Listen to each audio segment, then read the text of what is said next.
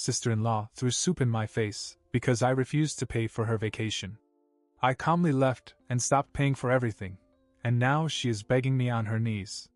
But Sunday dinner had become a routine. Me, my husband Jim, our son Mark, and his wife Brittany. I make a nice meal and try to keep things pleasant. But Brittany always had a way of making the evening about her. This night was no different. We were halfway through dinner when she began. "You know," she said, putting down her fork with a dramatic sigh, "Mark and I have been so overwhelmed lately. We really need to get away. Somewhere tropical, maybe. But the prices are just crazy." I continued to eat, hoping she'd go on. But she didn't. "The flights alone are outrageous," she continued. "I mean, it would be so nice if somebody could help us out. You know, just this once." I looked at her and then at Mark, who nodded as if her idea made perfect sense. "Brittany," I said, keeping my tone even, "we already help you with so much. A vacation isn't something we can justify." She didn't even blink. "But you could if you wanted to. It's not like you're struggling, is it? And Mark and I never ask for much." That made me laugh, but not because it was funny. "Brittany, who do you think pays your rent, your car insurance, and half the stuff you order online?" Her face darkened. "So you're saying no?" she said, her voice colder now. "I'm saying no," I confirmed. The table fell silent, except for the sound of Jim chewing softly. Brittany leaned back in her chair, looking at me as if I were the villain of the piece. Then, out of nowhere, she grabbed her soup bowl and threw it at me. Hot soup splashed all over my face, the heat stinging my skin. I was too shocked to move. Jim broke the silence, but instead of defending me, he looked at Brittany and said, "You didn't have to do that." Then he turned to me. "But Linda, you didn't have to be so difficult." Mark put his head down and said nothing. Brittany crossed her arms and smiled, looking like she just won something. I stood up, wiped my face with a napkin, and grabbed my bag. Without another word, I walked out. The next morning, I sat at the kitchen table with a cup of coffee, staring out the window. I could still feel the sting of the hot soup on my face and the weight of Jim's words. "You didn't have to be so difficult." Difficult? After all I'd done for Mark and Brittany, I was difficult. For saying no to their endless demands? When Jim finally came downstairs, I didn't wait for him to start his usual small talk.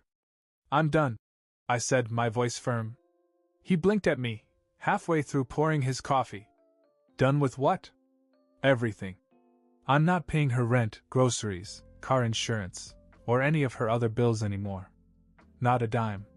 "Linda, you can't just do that," he said, looking genuinely stunned. "Mark and Brittany depend on us. How are they going to make it without our help?" "They depend on me," I corrected him, staring at him. "And they'll figure it out. They're adults. It's time they started acting like it." He started to argue, but I cut him off. "Jim," she threw soup in my face. "And what did you do?" "You defended her. You called me difficult. If you're so concerned, you can pay for her out of your golf budget." That shut him up. That night I called Mark to tell him my decision. When he picked up, I didn't give him a chance to ease into the conversation. "Mark," I said, "this is just a heads up. Starting next month, your father and I will no longer be paying your rent or any of your other expenses. It's time for you and Brittany to be on your own." "What?" he stuttered. "Mom, you can't just dash." "I can't," I interrupted. "And I am. You're married now, Mark. You have responsibilities. It's not my job to finance your life." There was a long pause, and for a second I thought he might apologize, or at least acknowledge how out of hand things had gotten. But instead he said, "Brittany's not going to like this." "She doesn't have to," I replied. "Goodbye, Mark." And I hung up. I spent the rest of the evening feeling a strange mix of emotions: anger, sadness, and an odd sense of relief. For the first time in years, I put my foot down. But I knew Brittany wouldn't take it lying down. Sure enough, a week later there was a knock at my door. When I opened it, there she was, standing on the porch with red-rimmed eyes and a forced smile. "Hi, Linda," she said sweetly, as if the soup incident had never happened. "Can we talk?" I stood there for a moment, staring at Brittany on my porch. Her tone was sugary sweet, but her eyes had a slight edge to them, as if she wasn't used to groveling and wasn't happy about having to do it. "Can we talk inside?" she asked, looking over her shoulder as if she didn't want anyone to see her standing there. I stepped aside without saying a word and she walked in, her heels clicking on the floor. She looked around as if hoping for Jim to back her up, but he wasn't home. "Linda, I just wanted to apologize," she started, but it felt rehearsed. "Things got a little heated at dinner the other night, and I overreacted." I crossed my arms. "Overreacted? You threw soup in my face, Brittany." She winced, then quickly recovered. "I know, and I feel terrible about it. That's why I'm here. I wanted to make things right." "Making things right would start with an apology," I said, raising an eyebrow. She hesitated, her cheeks flushing. "I just said I feel terrible," she said, her tone bordering on defensive. "But you have to understand, Linda, I was under so much stress. And when you said no to the vacation, well, I snapped. You know how hard it was for me. I couldn't believe it." Even now she was trying to make herself the victim. "Brittany," I said slowly, "you don't seem to understand what you've done. For years I've bent over backwards to support you and Mark. Rent, groceries, bills, things the two of you should have been handling on your own. And the moment I set a limit, you threw a tantrum like a child." Her face hardened, but then quickly softened, her voice dropping to a pleading tone. "Linda, please don't stop helping us. We need you. Mark's job barely covers the basics, and with everything going up in price." "That's not my problem," I said firmly. "You and Mark chose to get married. You chose this life. It's not my responsibility to finance it." Her eyes filled with tears, and for a second I thought she might actually break down. Instead, she knelt on the floor, her hands clasped in front of her as if begging. "Please, Linda," she said, her voice breaking. "We're going to lose the apartment without your help. Just until we get back on our feet, I swear." It was a pathetic sight, and despite my anger, I felt a twinge of compassion. But I didn't show it. "I'll think about it," I finally said. "But things will never be the same. If I decide to help, it will be on my terms." She nodded quickly, as if she'd take anything at this point. But as she stood and smoothed her dress, I noticed something. She hadn't really apologized, not for the soup, not for the years of entitlement, not for any of it. When she left, I sat down at the kitchen table and stared at the empty space across from me. Part of me wanted to believe she'd finally learned her lesson. But deep down, I knew Brittany too well. This wasn't over. After Brittany's visit, I knew I couldn't let things go back to the way they were. The next day I called Mark. "Mark," I said, "I've decided I'm willing to help with the shopping for 3 months. After that, you and Brittany are on your own. I won't be paying rent or anything else." There was a long pause before he finally said, "Okay, but Brittany's not going to be happy." "She hasn't apologized to me yet," I replied, "so I'm not going to discuss it with her directly." He mumbled something and hung up. I heard nothing from them for a while, which only made me more suspicious. A week later, Jim came home and told me that Mark and Brittany had invited us over for dinner. "They want to make amends," he said. "Amends?" I asked, raising an eyebrow. "We'll see about that." When we arrived at their place, everything was set up perfectly: candles, a spotless apartment, and a very cheerful Brittany. Dinner started well, but it didn't take long for Mark to join in. "Mom," he said, "we really appreciate everything you've done for us. But we were hoping you'd reconsider helping us with the rent, just for a few more months." "No," I said simply. "My decision hasn't changed." Brittany's smile stiffened. "But that's not enough, Linda. You're leaving us with no options." "You have options," I replied. "You're both adults. It's time to figure it out." She glared at me, her fake sweetness slipping away for a moment. The rest of the dinner was tense, and as Jim and I drove home, he finally said, "Maybe you were too hard on her." I didn't even look at him. "Then help them," I said. "But I'm done." And that's when I realized that the rift between Jim and I was deeper than I had admitted. The days after that dinner were quiet, but not in a peaceful way. Mark and Brittany didn't call, and Jim avoided the subject entirely. I knew the silence wouldn't last. Sure enough, Jim came home one night and dropped a bombshell. "I've been thinking," he began, sitting across from me at the kitchen table. "Maybe we should pay the rent for a little while longer, just until they find a new place." I stared at him, the calm I'd been holding on to slipping away. "Jim, are you serious? After everything that's happened? After what she did?" "They're struggling," he said, as if it were the most obvious thing in the world. "What kind of parents just leave their kids hanging?" "They're not kids, Jim," I snapped. "And this isn't about helping them. This is about enabling them. I've been the one paying for everything while you sat back and let me do it. Now that I've said no, you want to swoop in and play hero?" His face darkened. "That's not fair." "Fair?" I repeated. "Fair was me paying her expenses for years without a single thank you. Fair was me walking out of that dinner covered in soup while you defended Brittany. And now you think I'm the bad guy?" We argued in circles for the better part of an hour. Jim couldn't or wouldn't see my side.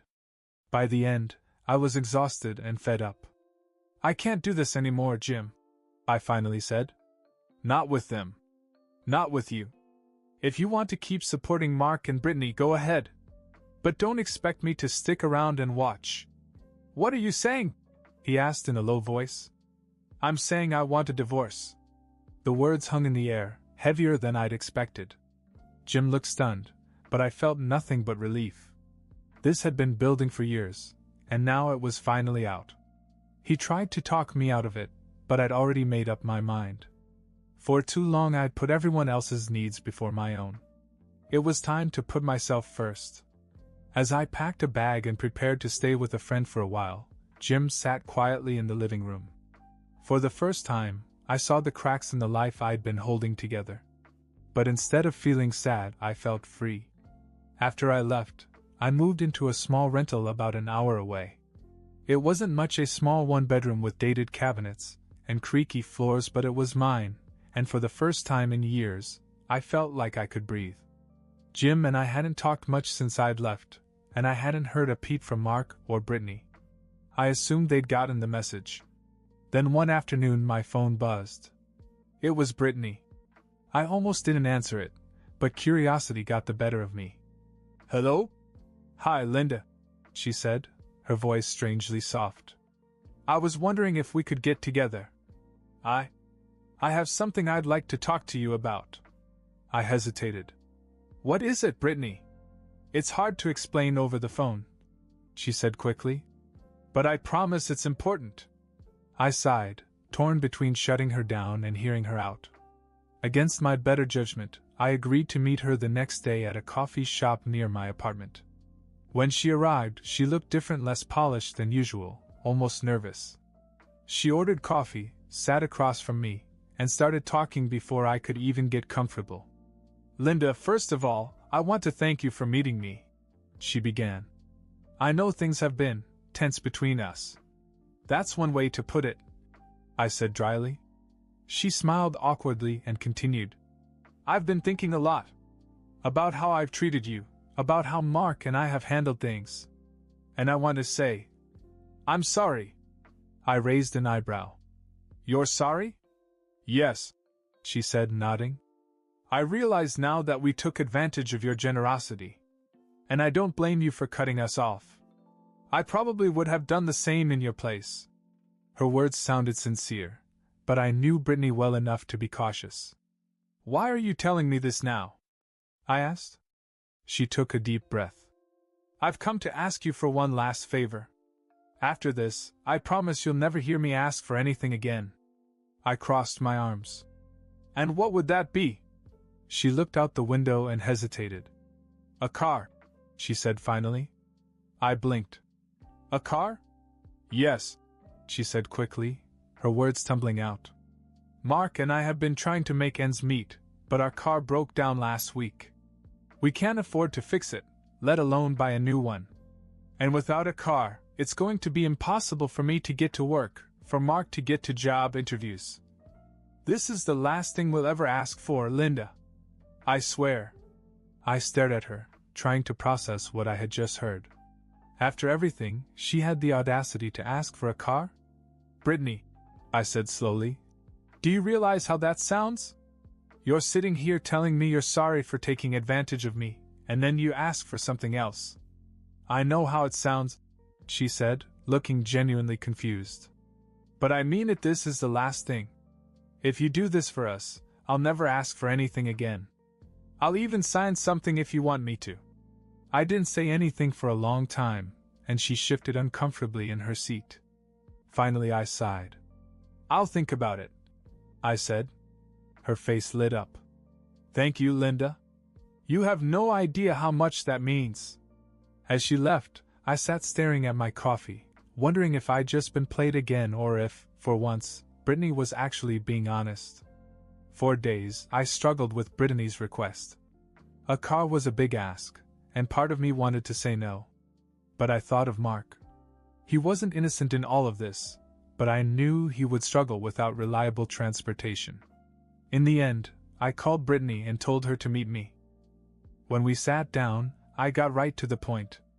I've decided to help, I said. But here's the deal, it'll be a used car, in my name, and you'll take care of the insurance and maintenance. If you miss payments or neglect it, I will take it back.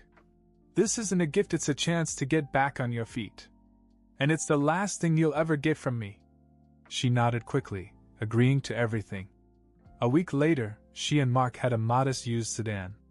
As I handed her the keys, I looked her in the eye and said, "Don't make me regret this." She promised not to, but as I drove home, I couldn't help but wonder if I had just opened the door to more of the same. A few weeks went by after I helped Brittany and Mark get their car, and things were strangely quiet. Too quiet. No updates, no thank yous, nothing. It wasn't like Brittany to stay silent for long, and I couldn't shake the feeling that something was wrong. Then, out of the blue, I got a message from an old neighbor who lived near her apartment. "Hey, Linda," the message said. "I just saw Brittany driving a shiny new SUV. I guess things are looking up for her. Thought you'd like to know." I read the message twice, convinced I had misunderstood. A new SUV? After all, where in the world did they get the money for that? Curiosity got the better of me. The next morning, I decided to drive by their apartment to see for myself. When I pulled up, there it was, a spotless, brand new SUV parked right out front. It gleamed in the sunlight, almost mocking me. I looked around for the modest used car I'd just helped them buy, but it wasn't there. My stomach sank. Later that day, I texted Mark. "Where's that car I helped you get?" I asked bluntly. His reply came quickly. "We traded it in for the SUV. Brittany got a great deal. Don't worry, the payments are manageable." I stared at the message, stunned. Traded it in? After all the pleading about how much they needed help?